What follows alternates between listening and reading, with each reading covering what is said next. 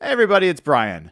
Before I did this Seahawks stuff full time, I worked as a manager and senior leader, so I know how lonely it can be to try to find someone you trust to talk through people issues, org issues, process issues as you try to lead an organization.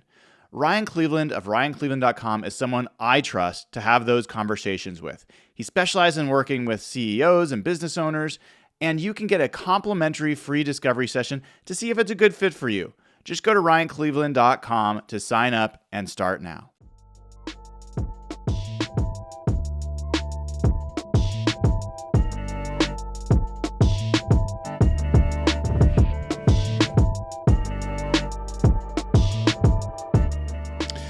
Hello, everybody. Welcome to another episode of Real Hawk Talk. I am Brian Nemhauser. You can find me on Twitter and Instagram at HawkBlogger, and we've got a lot to cover tonight, and we've got two of my best buds to do it with. Evan Hill at EvanHillHB on Twitter. Evan, how you doing, man? I'm doing so well. You know what? As that countdown was happening, can I just say we've come so far. we have come so far. I had just so you know, folks, behind the scenes, Brian was like telling us to not do things, and there was some like magic happening in the background. He just told us to shut up, and I was like, I can do that for a few seconds. But the technology has advanced since episode 1.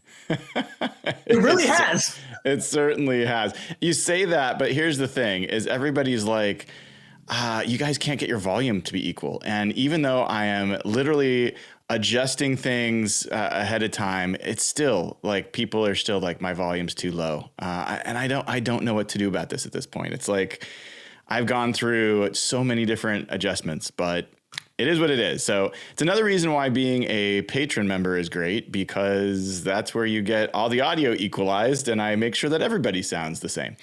As well as Evan Hill, we've got Jeff Simmons at Real Jeff Simmons, the OG of OGs for Real Hawk Talk. How are you doing, my Canadian brother? I'm good, man. Brian is a tech whiz, dude, Evan. When I was in Seattle doing the live show, like, you should have seen this like toolkit he brought to like set us up. We were at Jimmy's down, and like this dude had like stuff I did not see coming. I thought we were just gonna talk into a computer. Producer Brian over here. It was intense, man. So like we have come a long way. So Brian knows his shit, man. My favorite part, like the lore of this episode or of this podcast, is like episode 1 through 5 or whatever the hell.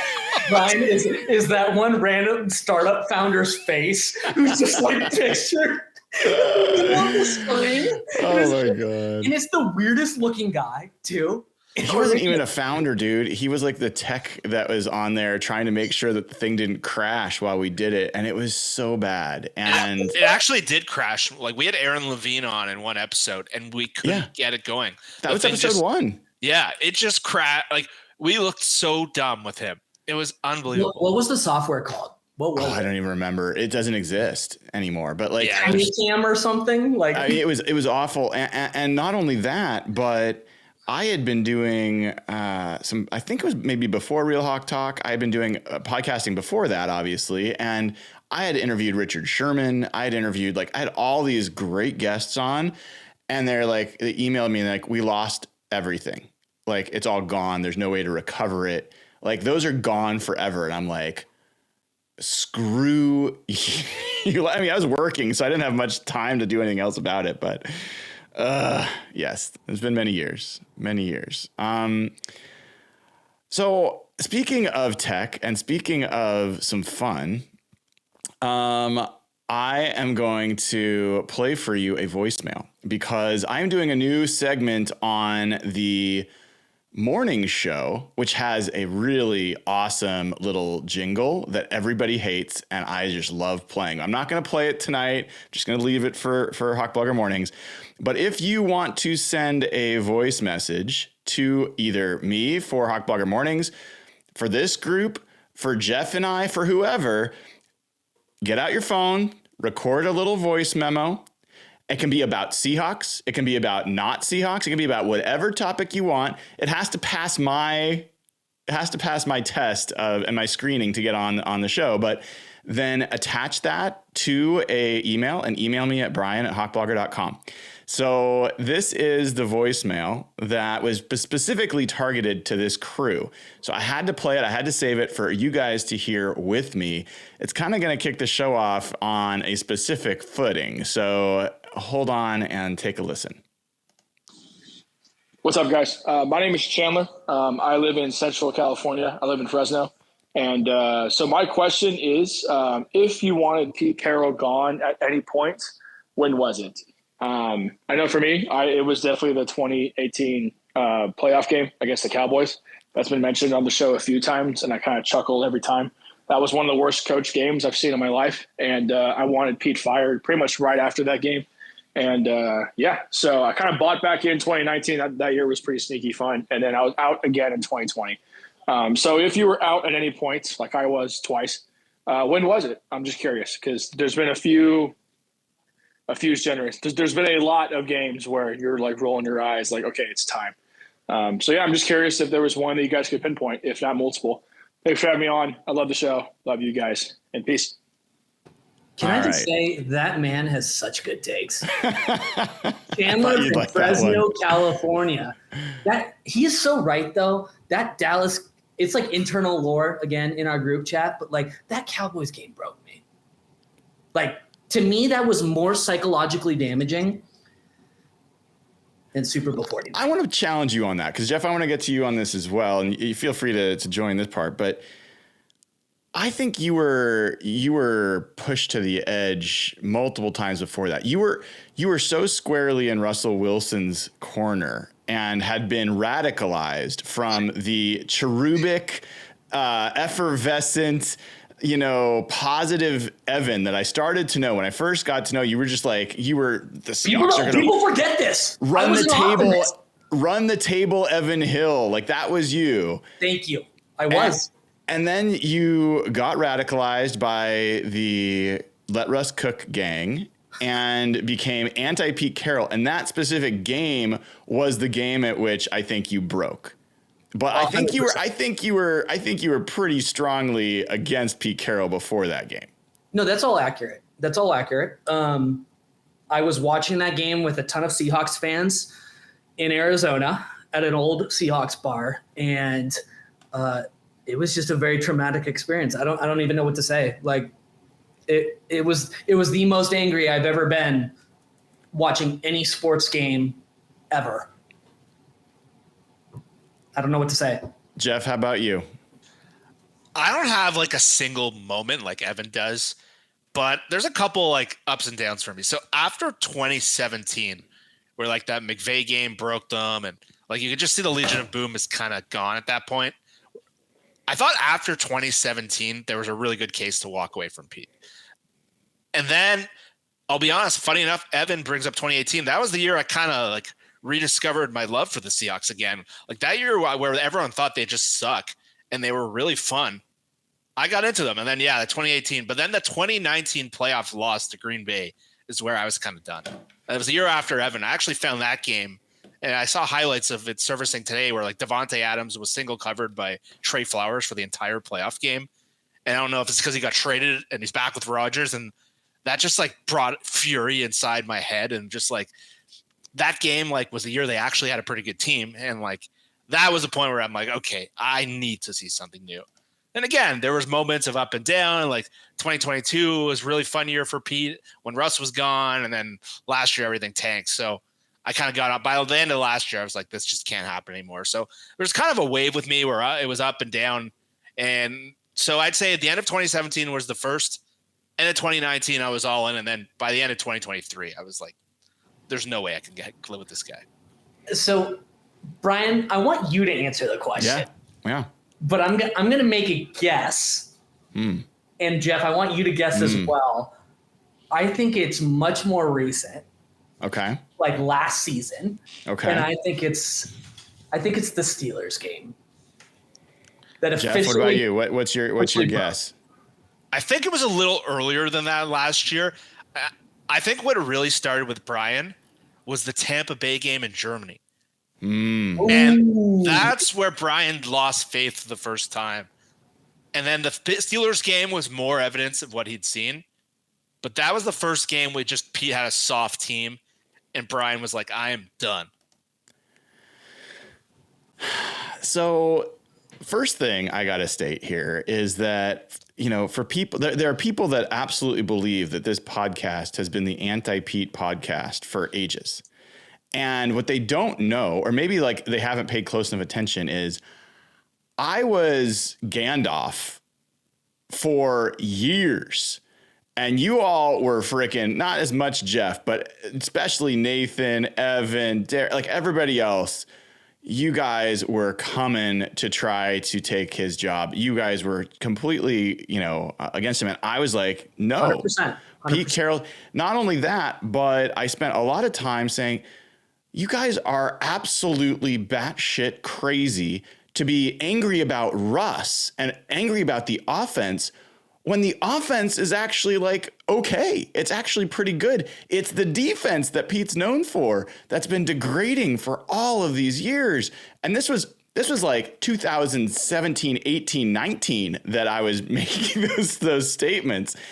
And so I honestly, I was in a very odd place where I was like, okay, you guys are arguing against Pete in favor of Russ. Flawed. So I'm going to argue against that.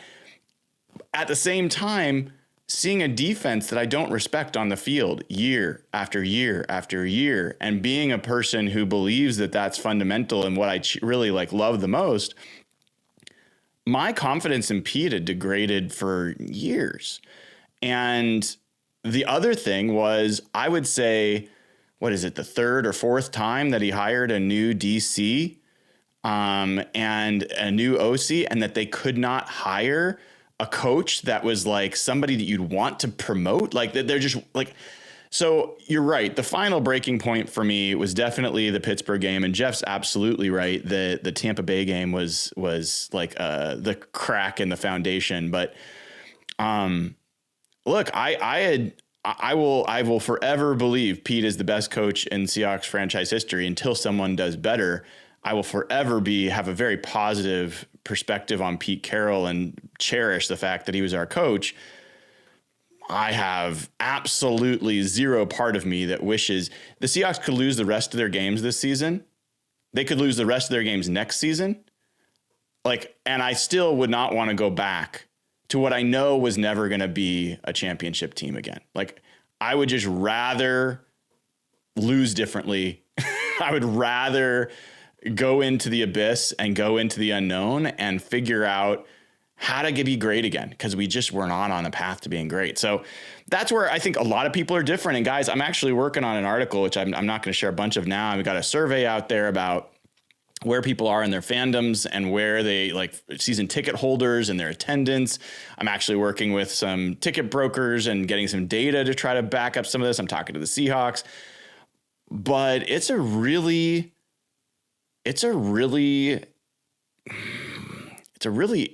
fascinating time to be a Seahawks fan. I think I think the core base of hardcore Seahawks fans is maybe smaller than it's ever been. That are in it no matter what. It feels like it's a very small base right now. I think we happen to interact with them a lot, but there's not a lot of casuals that are really paying attention to the Seahawks right now, I don't think. So speaking of all that, today, some news. Rayshon Jenkins goes on IR out of nowhere. I was in the press room and Brady Henderson's like, whoa. When the reporters are surprised, it's news. Rayshon Jenkins goes on IR. The Seahawks sign a new corner to the practice squad. His name is Eric Garrar. Played for Tennessee, I should say. He's on the practice squad. The Seahawks did not have either Reek Woolen or Trey Brown practice. Reek Woolen is questionable for this week.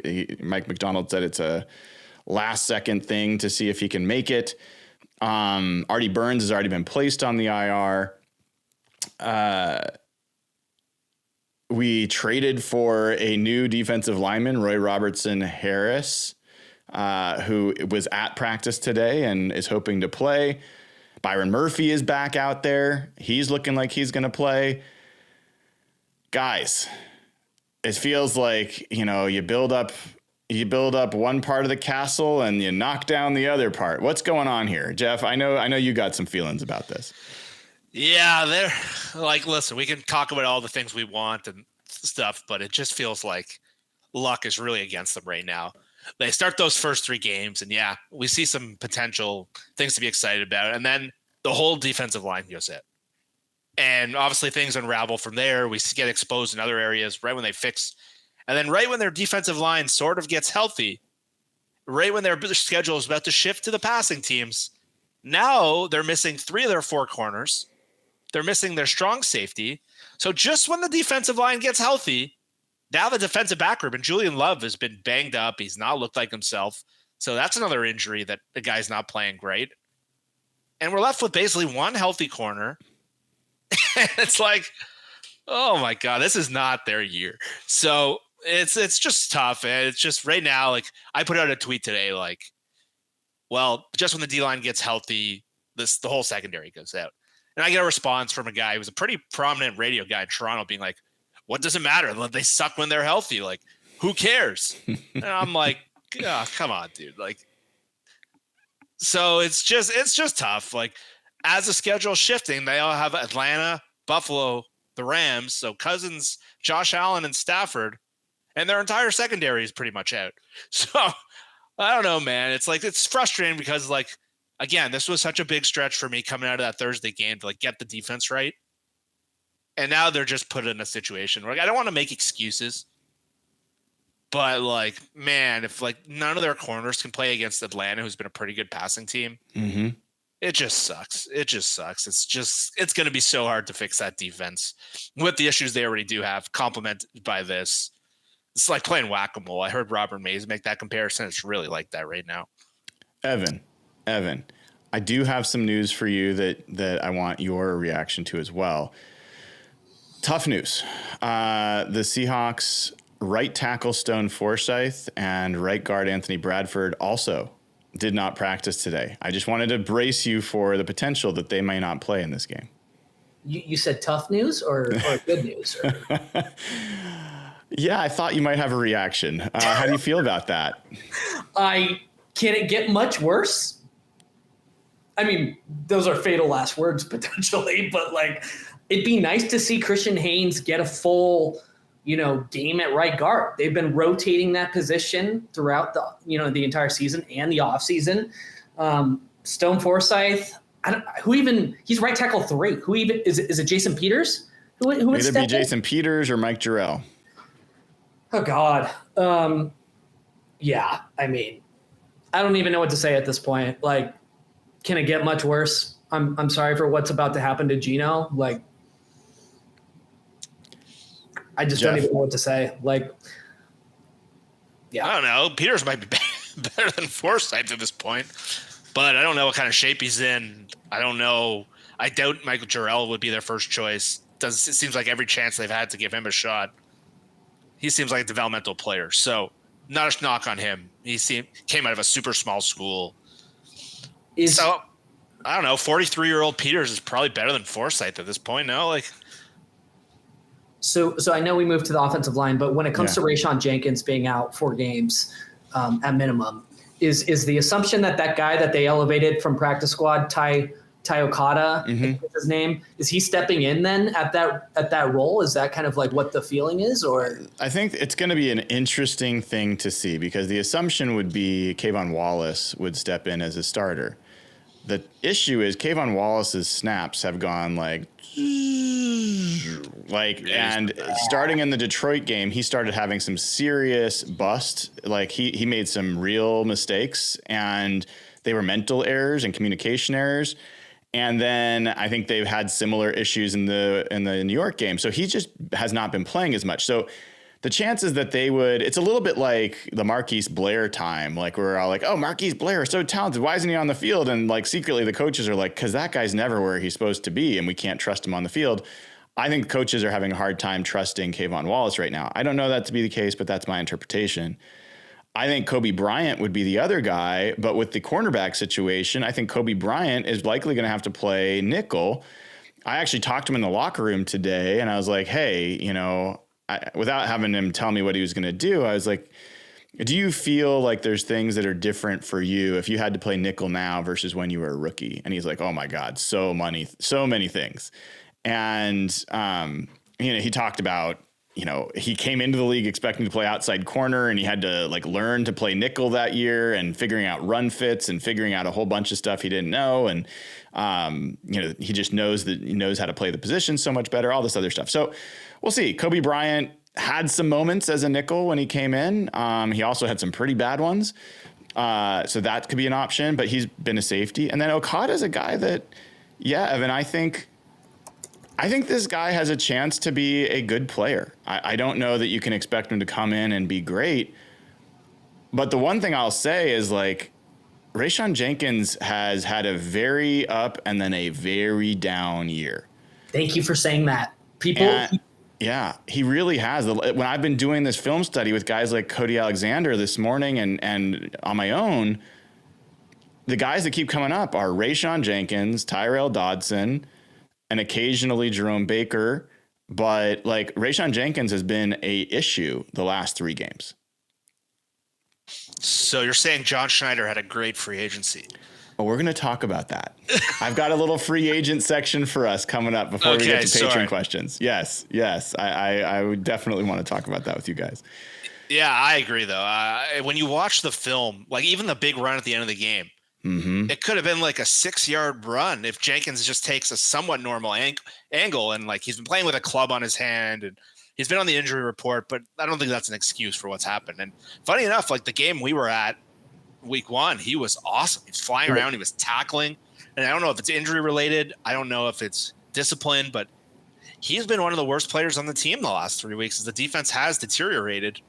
And so that one doesn't bother me as much, but I don't know if they have a great replacement ready. The corners, that scares me a little bit more. And I see a lot of people attacking Witherspoon. He's not being an impact player this year, stuff like that. I think that's misguided completely. Let's not forget, Jeff, they gave Rayshawn Jenkins a little bit of cash, too. Mm-hmm. Yeah, they won a bidding war with San Francisco. Not an insignificant amount of money. No, but, back to what you guys were saying on the O-line, I was looking at the standings today. I was looking at the top of the standings. And if we want to know why Seattle has been in this mired period every year, let's go through this. These are the teams at the top of the standings. The Chiefs, the Vikings, the Texans, the Lions, the Falcons, the Ravens, the Bills. Every single team on that list has a very good to above average offensive line. We talked about the right guard, the right tackle. Here are the next teams on the list. The Steelers, the Bucks, the Packers, the Chargers. Every one of them above average offensive lines. Here are the teams in the mediocre middle. Denver, Dallas, Seattle, Miami, the Jets. Every one of them have a bad offensive line. It's we wonder what's wrong. We're trying to analyze all this stuff. And I'm sure this will come up in the free agency discussion, but that just hit me right between the face today. Yeah, I mean, it's offensive line, certainly. And Evan, you asked about Jason Peters. I don't know, man. Every time I see him out on the practice field, I'm a little bit wait a second, who's that and why is he here? He's a massive dude, but he looks every bit of a man in his 40s compared to all these kids out there running around. Personally, I would rather just see what we have in Mike Jarrell. Coaching staff, I can't imagine them doing that, but if you're going to do, I would rather, Christian Haynes has got enough snaps that it seems logical that if they had to do something, it would be Haynes and Peters, because they'd want someone with experience and somebody who's new. Putting out 2 rookies on the right side seems unlikely to be a good idea. If you want a silver lining, this is the worst pass rush the Seahawks have faced this year, and maybe the worst pass rush they'll face all season. So, that might give them a little bit of an out here. The other thing I would say is the Falcons tend to play a defense. They give up they're dead last in completion rate allowed. They drop back into a zone and they allow a lot of easy passes. They just don't allow a lot of explosives. So Gino will likely be able to have a lot of passes to Zach Charbonnet, a lot of passes to Kenneth Walker, a lot of passes to the tight ends. that won't necessarily require a lot of time in the pocket. And they also should be able to run the ball against one of the worst run defenses in the NFL. Definitely the worst run defense they faced. So there's a few reasons why if you're going to have some offensive line mayhem, this might be as good of a game to have it as any other. Real quick, we glossed over this. What the hell happened to Stone Forsythe and Anthony Bradford? When did they get injured? Don't know. They played, as far as I know, they played every snap in the game. So it's kind of a surprise. Bradford didn't play every snap. Haynes played 8, but that was a rotation. I don't think it was due to injury. Yeah, and it's always tricky on Wednesdays because you don't know if they're being rested or not. Mm-hmm. So tomorrow's usually the big tell if they're actually injured or if it's just. But they've had a week off now. It's been a week. So they practiced on Monday. It's a little different this week. So, it does feel a little different. Yeah, they'll probably. I mean, they might play, but I got to say, I'm kind of with you guys. Let's see what else we got. I mean, can it be that much worse? And George Fant's not back this week. Brady Henderson did tweet that he wouldn't be surprised if Abe Lucas starts his practice window next week. So far, Brady Henderson has been on the ball about Abe Lucas. He's had it right more than anybody else. So I will continue to be on my lone mountain, waiting for Abe Lucas to get back and believing he's going to help when he does. But all right. We got a bunch to cover. Before I get into this free agent thing, I do have to talk about one other thing. We had spent a lot of time talking about DK Metcalf. Evan, you had a nice little viral rant about DK Metcalf last week. You might not even remember it. You didn't have much sleep at the time. DK Metcalf today in his press conference was asked about his play this year, and on his own, unprompted, said, I've been part of, 3 turnovers, direct role in 3 turnovers. And the follow-up question was, when you're saying the 3 turnovers, are you talking about the 2 fumbles and then that play, the interception at the end of the 49ers game? He says, yes. And he said, why? They asked, why was that? And he's like, well, I drifted. He used literally Ben Solak's words, if anyone follows him on Twitter. And that he thought he saw something. He was trying to get an 80-yard play in one play instead of just doing what he needs to do. He said that he called Geno Smith, and apologized that it was his fault. He needs to do better. I'm curious. And it was all he went farther. He could have been much more like DK of the last few years would have been pretty snippy, maybe defensive, maybe not said much about it. For me, my reaction was, it wasn't like the most accountable thing I'd ever seen, but relatively speaking, it seemed like a step forward for him. I'm curious, Evan, I'm going to start with you. What were your thoughts when you kind of heard or read about his responses? Yeah, I listened to the press conference today as I saw the reports coming out. Glad to see him taking accountability in a press conference on a Wednesday. Talk is cheap. I want to see it in game right after a mistake happens as he's leading his team on the sidelines. So let's I'm going to wait for the proof to be in the pudding before I get all excited about some, maturation here. So I want to test something else real quick. Your lip reading skills seem pretty good. So what am I saying here?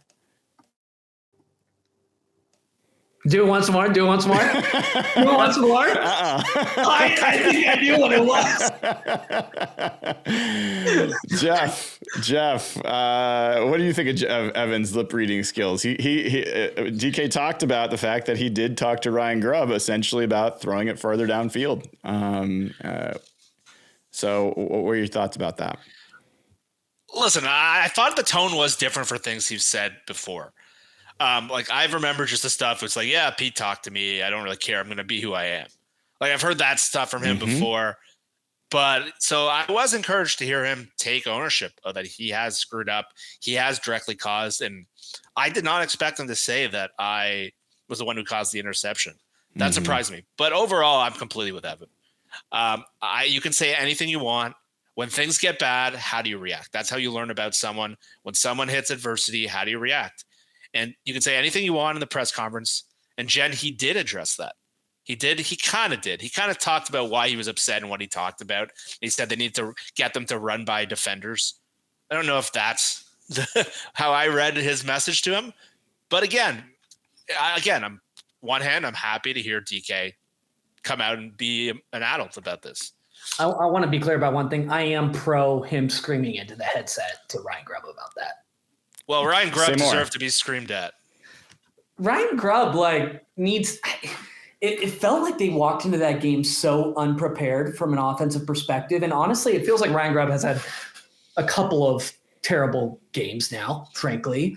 And he's right. Like, they do need to throw past the sticks. They need to be aggressive, and it feels like I don't know. It feels like Grubb has struggled for a little bit now.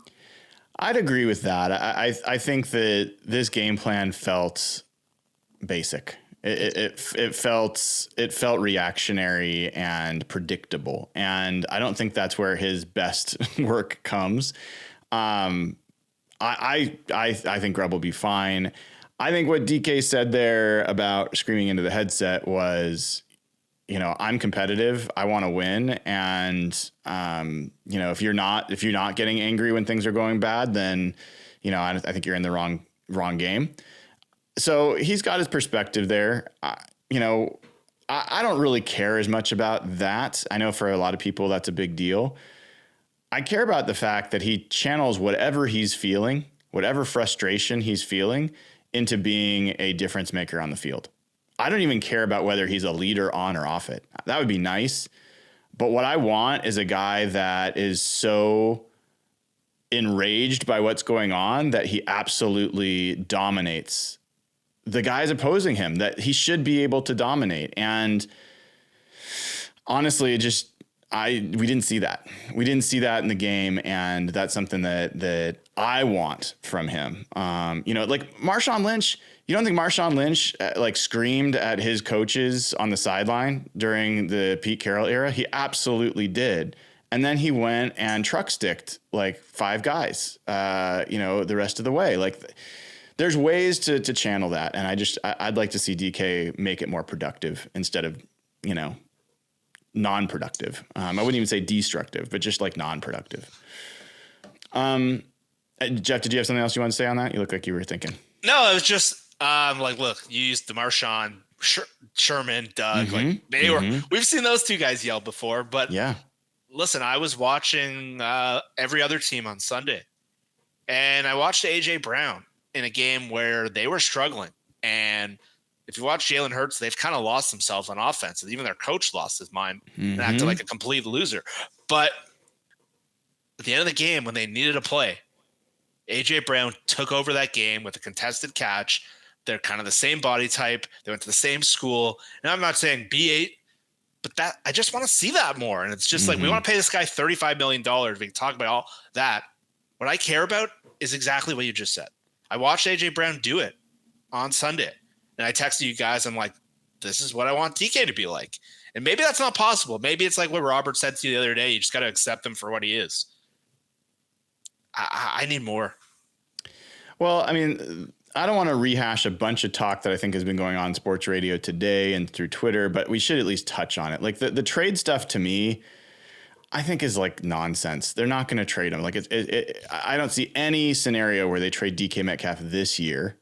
And the poll that Mike Salk put out there was, I was happy that Daniel Jeremiah absolutely threw it back in his face. He's like, you're not getting a first and a third for DK Metcalf. And he's like, well, why not? Well, that's what AJ Brown got. Well, he's like, all the GMs are seeing year after year in the draft, wave after wave of good receivers coming in. You're not going to trade a first and a third when you could just go draft. And you look at some of the teams like Green Bay, who traded away a Devontae Adams, and what have they done? They've assembled the deepest receiver core in the NFL of all first, second, maybe third year receivers, because this is becoming one of the deepest positions. So the supply is super heavy. Jeff, you and I have talked about this in draft talk. I don't understand why, with the supply being as high as it is, why people are paying them more than they ever have. That part doesn't make sense to me. I have never been a proponent of wide receiver being this magical, valuable position that it has become through analytics and other reasons. I think it's totally fair to question whether you should pay DK Metcalf market rate. And if you're going to lose him, then next year during the offseason, sure, see if you can get something in a deal for him. But this talk of like trade him now, like I just don't think that's I don't see any real possibility. And by the way, Daniel Jeremiah was like, yeah, maybe you could get a third that can become a conditional second. You know, if you like, people are like, if you want a first round pick for DK Metcalf, I don't know that you're getting it. Yeah, I mean, they shouldn't trade him this year. I'm as frustrated as I am with him. Like, I'm comfortable with him on his current salary and current contract. What is he? I'm literally looking at it right now. He's like 13th highest paid receiver. Again, I think you put it really, like you articulated it really well, Brian. The conversation is totally different next year.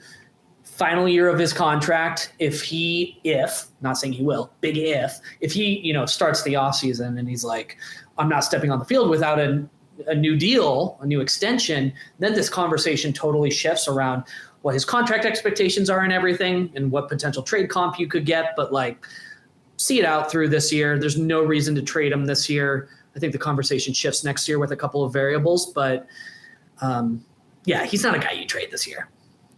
And I'll say the unpopular thing right now. I don't think you get better by trading him. I think that he is one of, even though he is not as good as any of us want him to be. Yeah. He is your most dominant offensive player that dictates coverages, dictates how defenses have to account for him. And I think people are misunderstanding what would happen if he's gone from your team and you lose Tyler Lockett next year, which is also very likely. You can go to a really bad place really quickly, and you're not guaranteed of finding anybody great in the draft. So John Schneider is good at drafting receivers. He's had a pretty good track record there. But, I mean, to me, it's not crystal clear that you don't extend him. I'm like more in that camp, but I can understand if the team looks at their overall roster and they're like, nah, this is like a guy we can't move on from because he's in his 20s and he's one of the better players at his position. That's not how we become a better team. Like, I don't think that's crazy perspective. Yeah, the thing is you don't want to become the Titans. And the Titans traded away A.J. Brown, and they just went from, like, they were in the AFC Championship. They were a consistent playoff team. And now they're as bleak and as vanilla of a team in the whole league. Who are their good players? They're as poorly built. But Jeff, let me pose a hypothetical to you. If you were offered that Titans trade compensation that they got next offseason, would you do it? I would have to think about it pretty strongly because, look, I think the conversation is not as DK Metcalf focused as it should be. I think everyone, Salk especially, is really focused on that. I think the question really for me is, can you keep trotting this out of a team being built around receivers when you don't have an offensive line? And the funny thing is we spent this whole freaking Pete Carroll Russ thing arguing about running the ball and neutral game pass rates and all this stuff. And now you cycle around the NFL, the teams that are successful are the teams that a lot of the time can run the ball and run it at will. And Baltimore with Derrick Henry right now, and San Francisco and all these teams. And I think first and foremost, and you look at the Chargers, for example, they brought in Jim Harbaugh. Everyone knows what he's all about. And the thing I've always criticized Schneider and Carroll and McDonald is going to have to become this now, but they've always talked about how they wanted to play, but their roster moves have not lined up with it. And I think what I care about more than anything is that they reshift their roster kind of like the Chargers did. Obviously not to extend. If you look at the Chargers receivers, it is a sad group. But they could have drafted Malik Neighbors. They took Joe Alt, and we heard Jim Harbaugh's comments. And I want the team to be built in that fathom. And they wanted J.C. Latham. I believe that was the guy they probably thought they were going to get in the draft.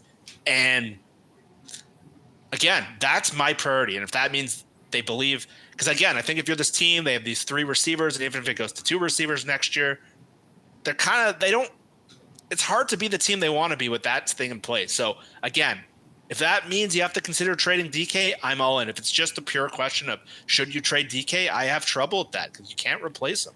Well, here's the other thing, though. I mean, you don't even need recency bias on this. Okay, let's say that they get a first, 2 seconds, 2/3. All right, like whatever they do, and they're going to use them all on offensive linemen, and they're going to use them all on interior. John Schneider going into this year, like he picked Christian Haynes there were multiple players drafted after him, including Dominic Pooney just a few picks later, who are looking significantly better than Christian Haynes and look like they have a significantly higher ceiling. That's not a new thing. He went into this season with Olu Oluwatimi as the presumed starting center. The guy hasn't been active. He hasn't been like on the active roster on game days for most games.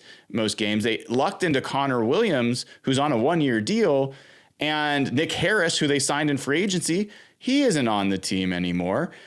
And we've talked about their mistakes that they've made at the center position and the draft choices they've made there. You go back and you look at the positions when they draft guards. They have not. I asked this of John in training camp. I'm like, the only offensive lineman he has ever drafted himself that made the Pro Bowl was Russell Okung. It was his first pick he ever made, ironically. But the only other guy that was on the team in that situation was like Max Unger, was a drafted Seahawk that made a Pro Bowl, but he was not drafted by John Schneider. So you're saying, like, let's take John Schneider and have him do something that he's not proven that he's capable of doing.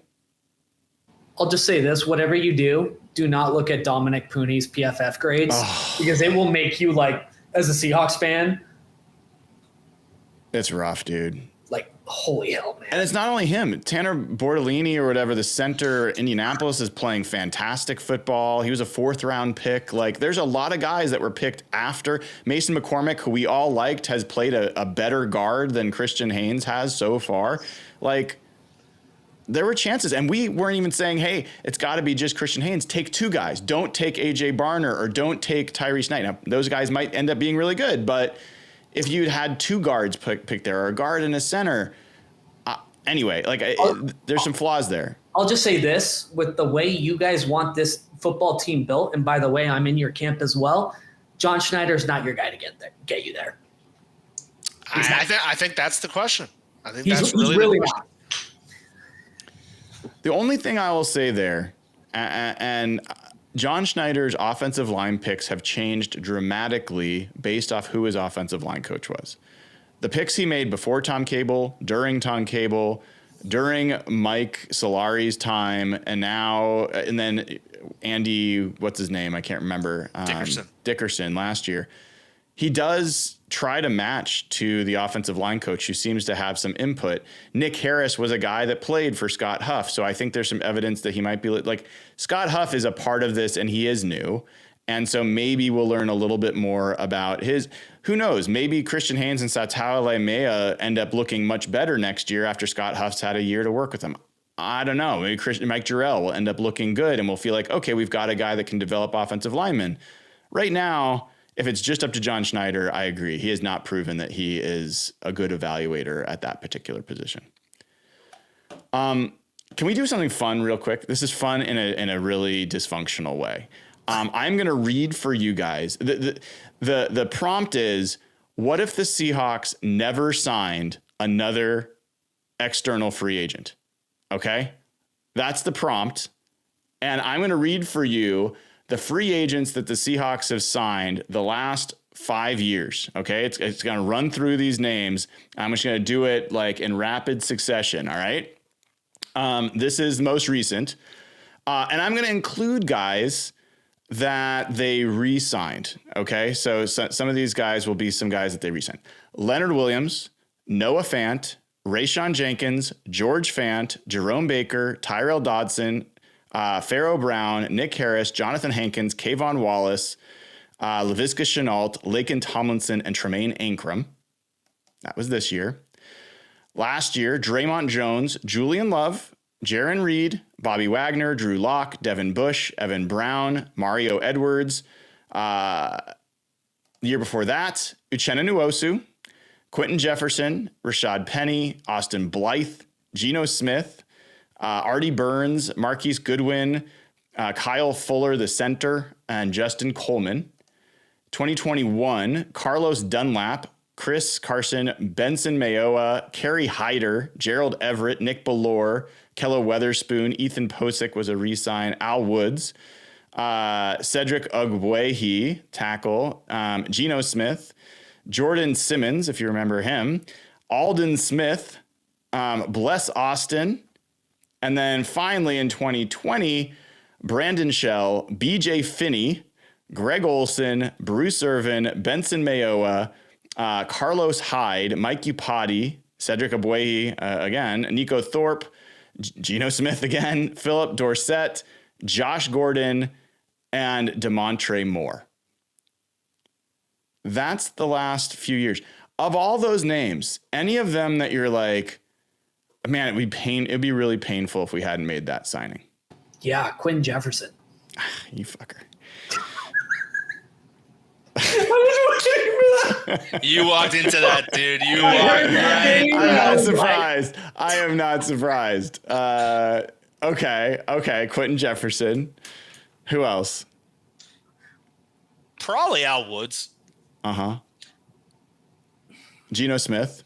Geno Smith is sneaky. Like, as much as he had a bad this recent game, maybe one of their best free agent signings of the whole 15 years. I mean, the value they've gotten versus what they've paid has been significant. But yeah, that look you have on your face, that was 5 years worth of free agent signings. And I just have to wonder, guys, like, I don't know that has ever been a particularly good mechanism for the Seahawks. I mean, other than like Cliff Averill and Michael Bennett, I don't know that free agency has been particularly kind to the Seahawks. If they took our advice on free agency, I think we would crush John Schneider's team. So let's go through this. Evan wanted Javon Hargrave years ago, the year they signed Jaron Reed. Hargrave turned into a $20 million player in his next contract. Kevin Zeitler, a guy that all of us wanted. I don't know if they would have got him. He's one of the best guards in the league. Brian identified a couple guys. Shaq Barrett was one of them years ago. He became a Super Bowl winning player. I was craving for John Simpson, a guy who had played with McDonald. They wanted the left guard. He was the PFF left guard of the week.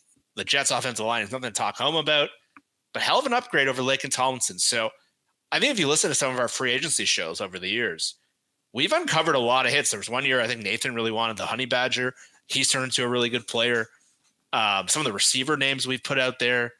So if you look at that versus and it's not like the names weren't out there because we had all identified. We did free agency shows the last 5 years. So you compare that to what the Seahawks have put out there and whether they've been doing bargain basement shopping or even when they've spent poorly. It's not like there was nothing out there. You don't have these all-stars out there, but we all identified names in their price range of guys they could have got. And they time and time again have whiffed. By the way, Kevin Zeitler, 82.1 overall PFF grade this year, has been absolutely excellent. Yeah. And the guy they lost, Jonah Jackson's had a tough year in the Rams, and they got a better player for half the price. They should have taken Kevin Zeitler's family hostage and like placed them Jesus in like a dark shed somewhere. Maybe let's not do hostage talk. Good point. Let's not do hostage talk. But say you got Zeitler and John Simpson. Yeah, but that's getting into a little bit of like fan fiction, right? Fine. I get it, and I agree with most of what you said. There's also this aspect, and I'm sure if John Schneider was sitting here, besides just giving us the finger, he'd be like, those guys were never going to come. They weren't going to come. And so there's an aspect to that where we don't know, but there's 100% an aspect of where he's choosing to spend his money. Maybe if he had spent $2 or $3 million on them and not spent, a little bit on some other part of the team. Yeah, maybe if Noah Fant, you had to downgrade from Noah Fant to, if you just had AJ Barner and Pharaoh Brown and like some other scrub, would we be that much worse than if we had like a good guard? I don't think so. So like the Noah Fant thing to me is one of the biggest mistakes. The amount of money they paid him is crazy to me. It's not hindsight either. You had that take the second the deal came out. Oh, it was so weird. I could not believe that they spent that kind of money. The second that deal came out. So, all right, we're going a little bit long. Are you guys have a hard stop at the top of the hour? Can we do some patron questions and get to predictions? All right, so let me do that. Patreon.com/Hawkblogger. If you haven't already signed up, now is the time to do it. You get instant access to the Slack channel. You also get to ask us questions each and every week, and we are going to do that right now. First one comes from Braxton. This is an easy one. I'll give this to you, Evan, because you get the remedial questions. After 6 weeks, are you Team Bradford or Team Haynes? Wait, did he just leave? What is going on? I'm going to save that for him. We'll come back. This is for you, Jeff. Hawks fan, Matt, man. Do you think the Seahawks should be buyers or sellers at the trade deadline, or maybe neither? Neither. It's not baseball. Like, there's not a lot of cases where you see like teams selling off assets. Like, I think the Seahawks are in a year where it's kind of, I think we're being honest right now, where their injuries are, what we've seen on the field, where we see the obvious flaws. I think this is a wait and see year. I don't see a lot of, like, if you can trade Draymond Jones and dump him for anything, I think you do that. But outside of that, like Nathan asked us the other day if you take a 3rd round pick for Tyler Lockett. I would, because of he's probably gone next year, to get a 3rd round instead of cutting him for nothing. I would, out of respect for him. But I'd say probably neither. I'd say this is a year where you're evaluating what you have. You're trying to set up the next generation of the Seahawks. I think it's pretty clear what they have and what they don't have at this point, where they need to shift those resources, how they can't keep trying to be a team that's physical but can't play on the offensive line. I don't really see who the pieces are that they can really trade. People think it's baseball and they want to sell things off like a bad baseball team does. It doesn't really happen in the NFL. There's very little trades.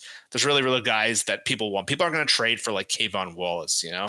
Mm-hmm. So like, unless you're given, yeah. And there's a danger. I mean, the trade they made for Leonard Williams last year, I love Leonard Williams. I'm glad he's on the team. I would rather have had a 3rd and 5th round pick or whatever it was, and the cap space that we got. A second and 5th round pick and the cap space, right? So really what?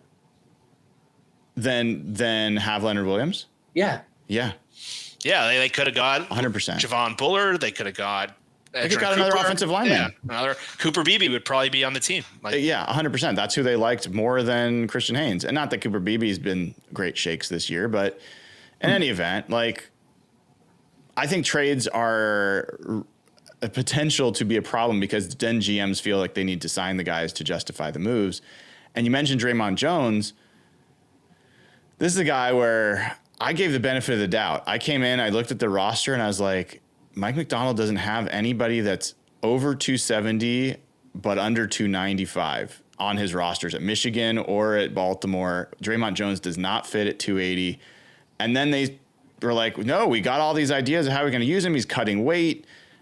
He's a square peg in a round hole. I'm not in the camp that I think Draymond Jones is a bad player. He's not worth the contract that they spent on him, and he's not a good fit for this defense.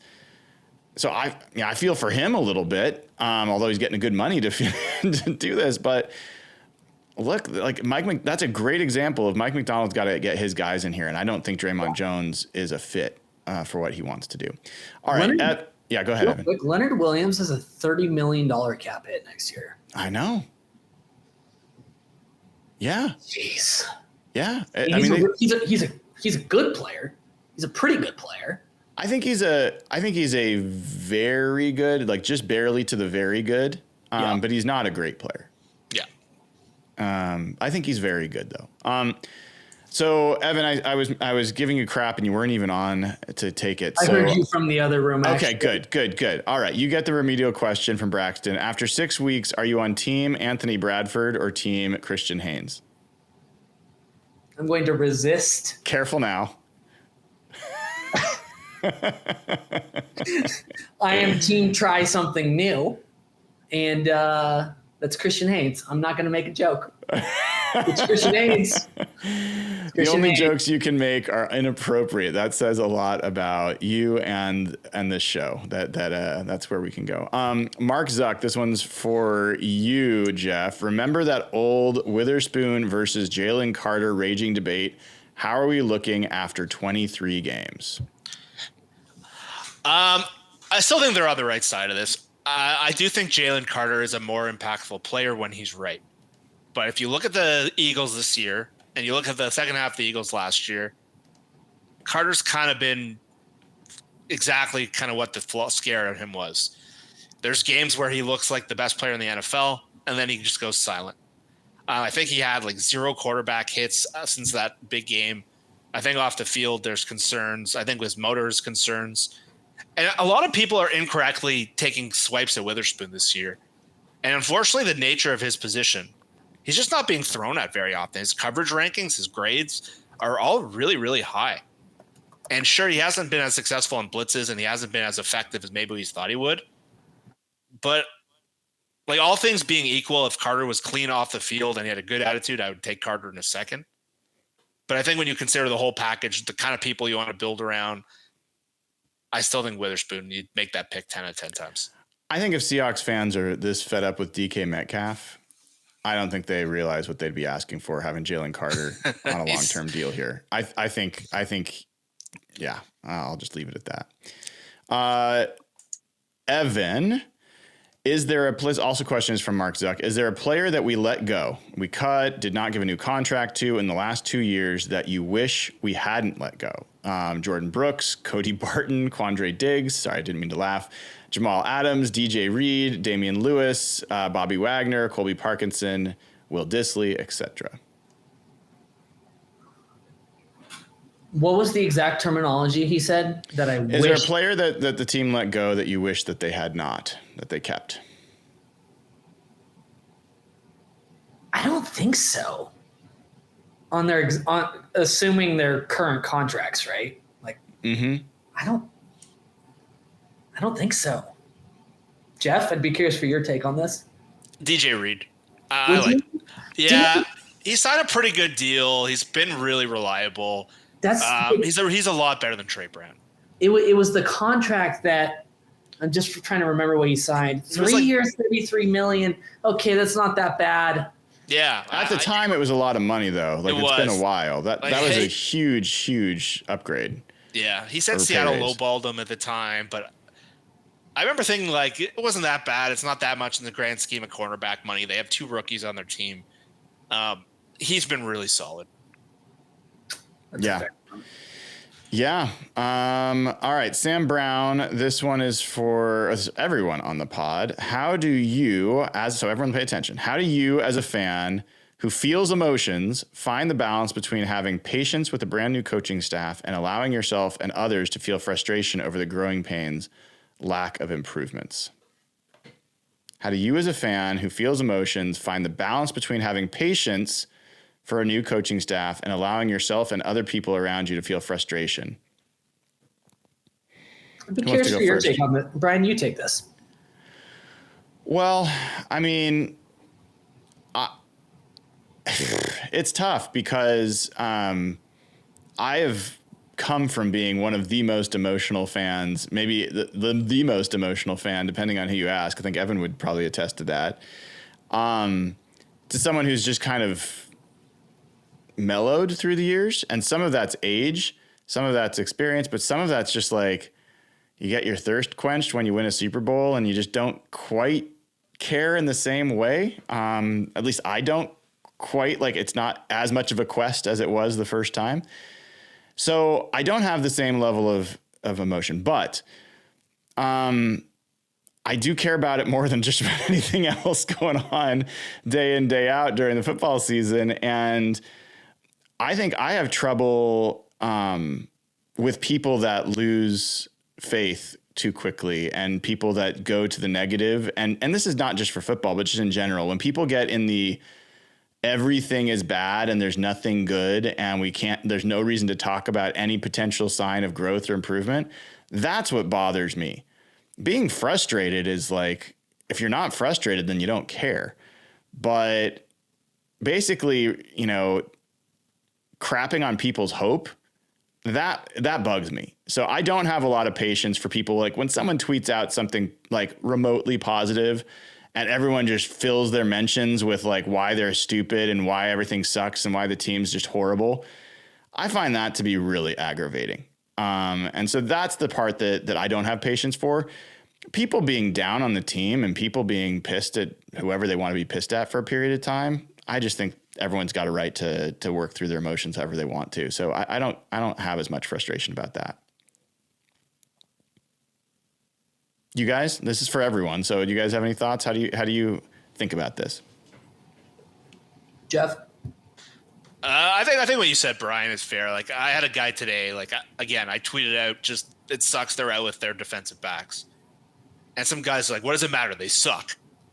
And I'm like, I don't know, man. Like, what do you got to do that? And so, like, listen, I think you have to try to be honest as much as you can. Like, there is a line between growth and just unacceptable levels of play. And I think it's up to you to kind of figure out for yourself where that line is. And again, like, it really depends how you want to fan, how you want to do your thing. Mm-hmm. But again, there's no right answer. There's not linear. There's no clear path. Andy Reid started 2-7. Kyle Shanahan struggled. We've seen Sean McVay hit the ground running. We've seen a lot of guys just be able to do it right away. So everyone's going to have a different answer. Some people think the players aren't good enough. Some people think the coaches suck. But again, if you just want to like go out there and just be miserable all the time and just crush everyone's hope, don't comment on my stuff. Like, leave me alone. Yeah. But listen, if you're unhappy with the discipline and what you've seen from Grubb and McDonald, that's okay. Have expectation. I'm fine. Just try to be honest as you can. There's some real personnel issues. There are some coaching issues. There's a staff that's maybe not aligned in how they're doing things. It's a new staff, and it's a tricky question to answer because there's no right or wrong answer there. Everyone's different. Yeah. It's that thing where you see that, like, you're in the horror movie and people are just like reaching from the ground to try to pull you down. And they're just like, we want you to be as miserable as I am. That's like, if you're going into someone's mentions, I have issue, but like, if you're independently, commiserating with other people that are also frustrated, like, do you. Like, I think there's nothing wrong with that at all. Evan, you have any thoughts on this? I would just say, like, remain patient. This is six games into a new regime, a new franchise, new head coach, like brand new staff.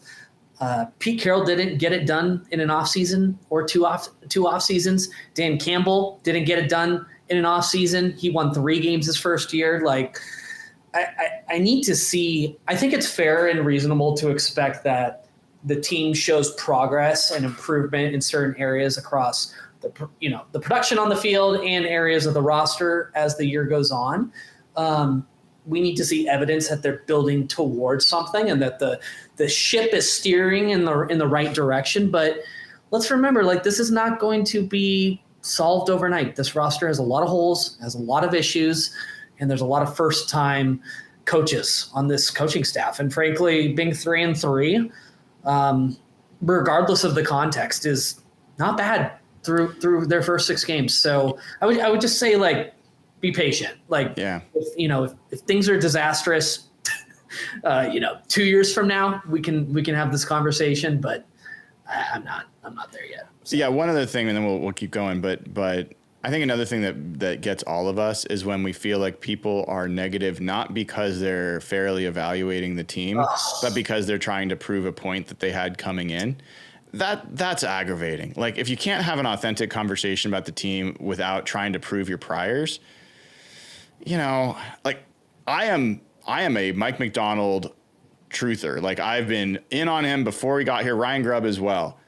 I absolutely can have a conversation about what has been bad about the way that they've been doing things and where there's been things that have been disappointing, and I have no problems having that conversation. But if you're talking about firing a guy after 5 games, you're not really fairly evaluating. You're not really frustrated at the coach. You're frustrated about other things. And so that also, I don't have a lot of patience for.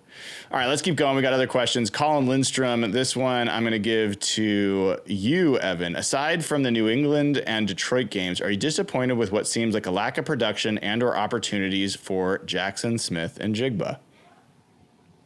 Ooh, I'm surprised you didn't give this one to Jeff. Well, I know what Jeff would say. I want to know what you'd say. Maybe not. All right, you can answer too. Jeff, I want to see you answer this. I think there's a misunderstanding. I'd say I have been a little disappointed because we saw the New England game and we saw what he's capable of. But I still think there's a number of factors where people are kind of misunderstanding who he is, what the team is. I think because of his hype, where he was drafted, I think because he was a first rounder, people think he should be providing X value. He's there's a reason he was available at 20th overall in what was considered a bad receiver draft. To me, like I said this last year too, I don't think he profiles as a wide receiver 1. I think there's a reason. Like we saw what wide receiver 1 prospects look like. Malik Neighbors. I think he's kind of just an odd player where he's not super fast. He doesn't like make a lot of splash plays, and he gets used in like some strange ways. So in some ways, I'm not disappointed because in a lot of ways, he's kind of what I thought. But at the same time, like I am disappointed he's not impacting the game as much as I thought he would. But again, he's been a pretty consistent winner on third down. His numbers are projected to be pretty well. He's going to have way higher numbers than last year. But like you watch, like say Jaden Reed or Josh Downs, guys who were picked in the second and third round to do a similar role. And I think you see a little more explosive traits and a little more in terms of like, should they have just taken that player in the third round where Josh Downs went or where Jaden Reed went in the second round? I think that's a pretty good argument, whether that was a good use of a first round pick. So in one hand, I am disappointed. I think he should be more impactful in the game. I think he should be more of an alpha. He's a little too casual and chill sometimes. He doesn't separate very well. But at the same time, he's kind of what I thought he would be. And I think people's expectations are a little wonky on him. I will just add one brief piece there. There's a common thread between New England and Detroit. Those are two of the heaviest man coverage teams that the Seahawks have faced. JSN has excelled so far against man coverage. Against zone teams, he has not found like the same, like that is a finding the hole in the zone and sitting down and having that chemistry with your quarterback. He has not yet shown that. By the way, Atlanta, second heaviest zone coverage team in the NFL. So if you're a JSN guy, this may not be the week to play JSN on your fantasy football team. All right. Let's see. A couple more. Zach says, and I'll give this one to you, Evan. You can't duck this one. If it's a given that the amount of injuries in football is starting to really hurt the product, what do you all think the answer could be to getting the quality of the game a little higher? Expanded rosters, a minor league to develop players, cyberball league starts 2025. What do you think we can do? Yeah, no, I have actually a couple of ideas for this one. First of all, right off the bat, I think they should extend practice squad sizes, get more players, repetitions week to week. And I think they should also expand the offseason in some way for offensive linemen. I'm not sure how you do that. I'm not sure if it's necessarily consistent across all positions, but one position we consistently see that doesn't get enough reps, especially in that jump from like college to the NFL, where there's like a huge talent disparity, is offensive line. This is like a massive talent weakness across the entire league. So I guess those are the two things that come to mind. Extend practice squads, get more guys, around franchises, around teams with the trainers, coaching staff, all that sort of stuff to literally build up talent at like an NFL level. And then I would say, I feel like they need to do something in the offseason that gives more reps to those key positions, because the reality is if you look at offensive linemen and any player of any position on the roster, they don't get that many weeks with the team before like an NFL season starts. It's really only 6 to 8. And that's not that much, especially for making that jump from college to the NFL. Otherwise you're training alone. It's not ideal. The numbers I'm sure are hard to figure out or hard to make work, but the NFL makes more money than any other sports league, at least in the US. And I 100% agree. I think you need to have enough play, like all these joint practices that they do. There's no reason that you couldn't have enough of a scout team. You've already got 16 players on a practice squad. You triple that.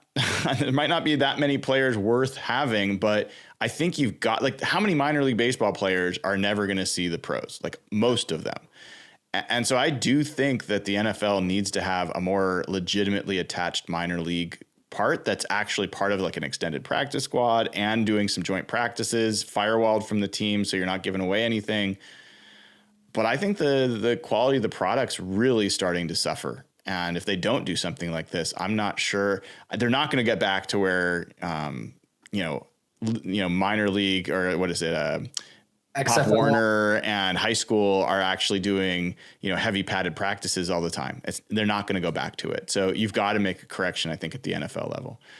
All right, last question. This one's for you, Jeff. This comes from Alex. He says, so far we have not had an unexpected win.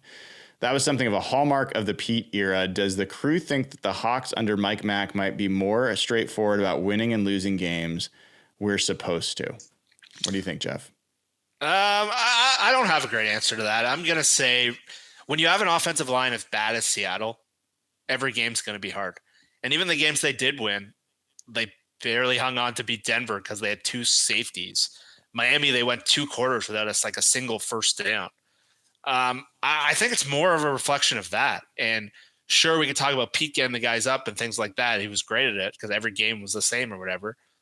But I think it's more of a reflection of the roster holes. And again, when you have an offensive line that can't block, no game is easy. And I think that's I think we'll have a better idea when they have a more complete roster and not kind of the injury situation combined with all the holes they do have. So I think we need to see more of a sample size to learn more about this staff. I don't think we have a clue after 6 games because they played 3 games in 11 days with a banged up roster, with a roster that frankly has a lot of question marks.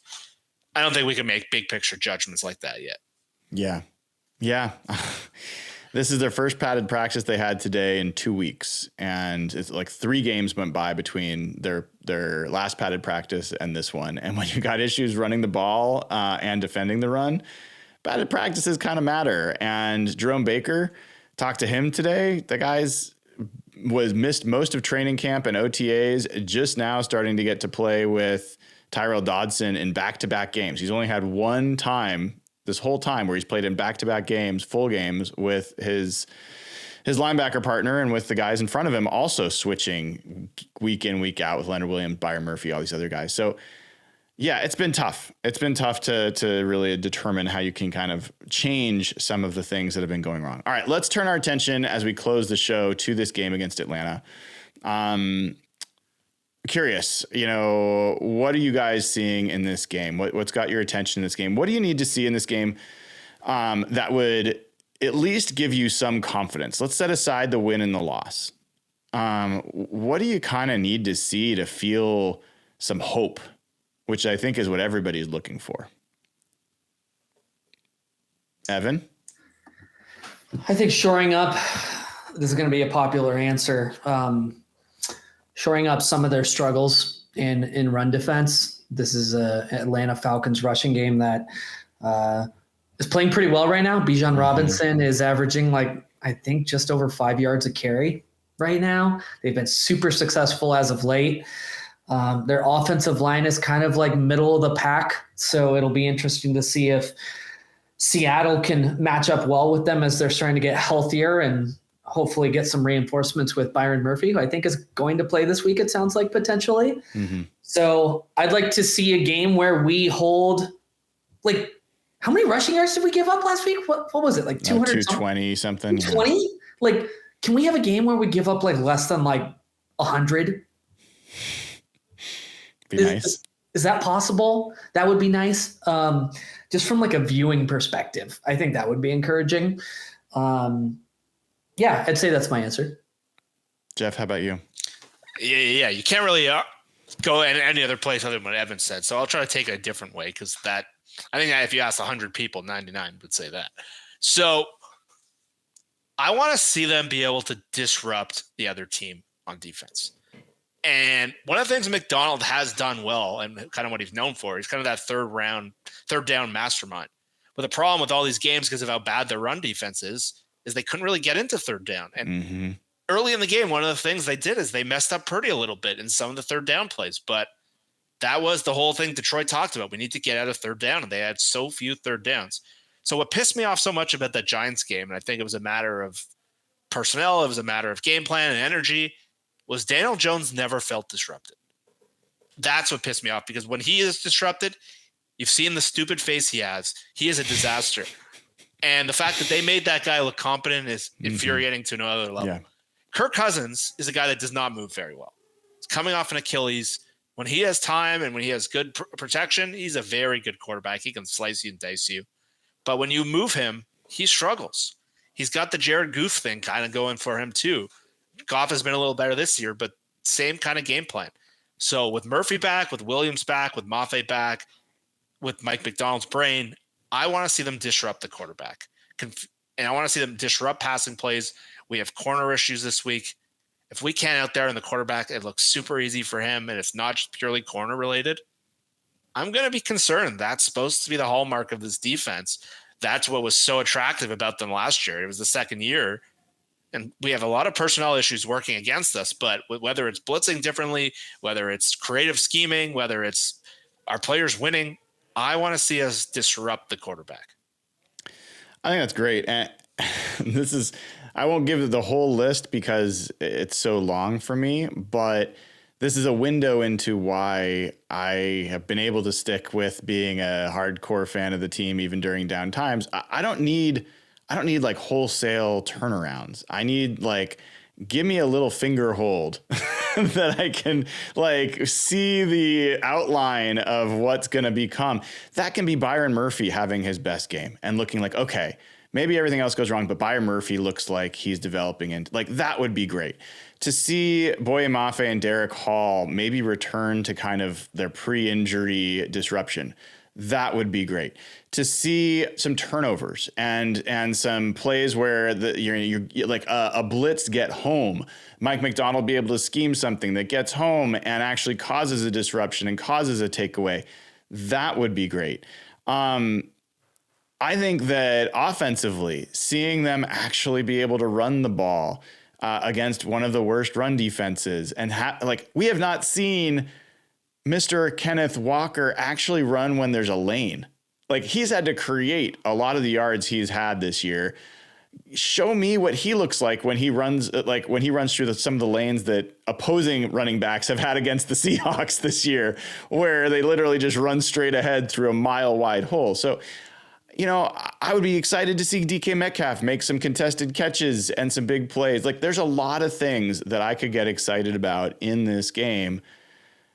It's been rough the last few games because almost everything has been pointed the wrong direction. And so when you have multiple games like that, it's tough. I happen to think this game, it lines up in a way where there's a chance for the Seahawks to show some real progress. Ultimately, if you want the Seahawks to be a playoff team, the only thing that's going to matter is that they win. And so it's a huge game in that regard. Jeff, tell me what you think is going to happen in this game. What do you expect the final score to be? This is a game where I think the Seahawks offense can be productive. They are one of the worst. They have the lowest the lowest pressure rate in the league. Mm-hmm. I read a stat today that they've blitzed 100 times and converted on 3 of them. And it's by far the most alarming rate. So even with the Seahawks offensive line issues, this is a game, and Geno plays well in domes indoors with their receivers, Kenneth Walker. I think the Seahawks are going to be very competitive in this game. I was going to pick the Seahawks until I saw these DB injuries, and I'm just this could spiral again. So I'm going to say 31-27 Atlanta. Okay. Evan, what do you think is going to happen in this game? What's the final score? I do not think Seattle is capable of stopping the run, and I do not think their struggles are going to end there. I think the Falcons run for 200-plus rushing yards on Seattle on Sunday. They do it in consecutive weeks. Atlanta, they move to 5-2, and the Seahawks lose 31-20. 31-20. Okay. Well, I think this is a tough game to pick. It really is. And I think that the Falcons should be the favorites. There's no doubt about it going into it. I think the Seahawks are the better team. People can laugh at that, but I think the Seahawks are the better team. I think that they have been staggered the last few weeks. I think that they're going to regain their footing. I think they're going to come out. I think they're going to get a quicker start in this game. I think the Seahawks are going to be leading in this game. And I think they are going to hold on and win this game. So I am going to say that the Seahawks will win this game 34-27. 26, 34-26 Seahawks is the score I've got for this game. So, yeah, going to be interesting. I will be driving home rapidly and sober from Oktoberfest in Leavenworth. So I will not be at this game this time, but looking forward to settling into the couch and watching whatever's going to unfold. Please let this be a game where we end up with some feeling of positive momentum. If it's another game like the last 3 games, guys, it's going to get real rough. Yep. 4-game slide would be pretty rough. And then Josh Allen coming to town. McVay. Yeah. I mean, the thing is, if it goes the other way, there's like a redemption opportunity, like really, like could be really fun, but They if gotta we're being honest, it could get really ugly, man. This is the tip of the spear. I've said it for weeks now. This is the game that kind of dictates how the rest of the year goes. Yeah, so I posted this on Twitter, and I just want to get your takes on this real fast. Mm-hmm. So at Atlanta versus Buffalo, versus Los Angeles at home, bye week, and then at San Francisco. That 4-game stretch, water gun to your head right now. What do you envision them going? Oh, sorry. I think my internet's cutting out. Sorry. Next. I think that's almost impossible to answer without seeing this game. I think I cannot prognosticate this team without seeing this game. I'll say this, because I won't be a jerk and not answer. I think Abe Lucas is going to be back before that 49ers game. And I think he's part of why I think they're going to end up winning that game. And I think they're going to, as I just said, I think they're going to win this game. So that's 2. I'm going to say they're going to go 3-1 Oh, wow. in that stretch. Oh, wow. If they do that, that's a big deal. Yeah, if they do that, we're fully back. Oh, we're back. Yeah. Oh, we're back. Yeah. If they're 6-4 and they beat the Niners in San Francisco, You guys answer. Where are you at? I was going to say 1-3. So I think we go. Sorry, Jeff. Go ahead. I was going to say 1-3. I think there's reason to be hopeful about progress. I think the timing of these games with the DBs going down, I don't love it with some of the other things they got going on and their issues up front. Normally positive Jeff would probably even say 2-2, but I'm down to 1-3 now with these injuries. So I'm in between. Wait, what did you say, Brian? Was it 3-1? 3-1. Yeah, I'm in the middle. I'm 2-2. I think they win the LA game, and I think they sneak one other. I'm not sure which one it is. Their best shot is probably Atlanta. I think they'll lose to the Bills. So we'll see. Okay. Well, that's a fun thing, We're going to get to watch this and all sorts of other things going on in the world over the next few weeks. So it's going to be an adventurous time. We will stick together as a crew. One thing I will say before I let everybody go, when things go bad, people turn on each other. I will just keep saying, keep the muzzles pointed out of the foxhole. Like, let's keep supporting each other, keep being kind. And tomorrow morning, speaking of which, I got a cool announcement tomorrow morning. I got something that you guys are all going to get access to. That's pretty cool. And a contest that we're going to be running that's also cool, that's going to be really beneficial and really representative of this community. So make sure you tune in tomorrow morning, 8 a.m. for Hawk Blogger Mornings. Until then, that was Evan Hill at Evan Hill HB, Jeff Simmons at Real Jeff Simmons. I'm Brian Nemhauser. You can find me on Twitter and Instagram at Hawk Blogger. This has been episode 336 of Real Hawk Talk. Take care, y'all. Have a good night. Hey, folks, this is Brian Nemhauser. Thanks for listening to the show. Hope you enjoyed it. Want you to know that Real Hawk Talk is available on all major podcast platforms. Go ahead and subscribe. Have all podcasts delivered directly to your phone after each and every show. And then go ahead and leave us a 5-star review. It helps us out, gets more people to the show.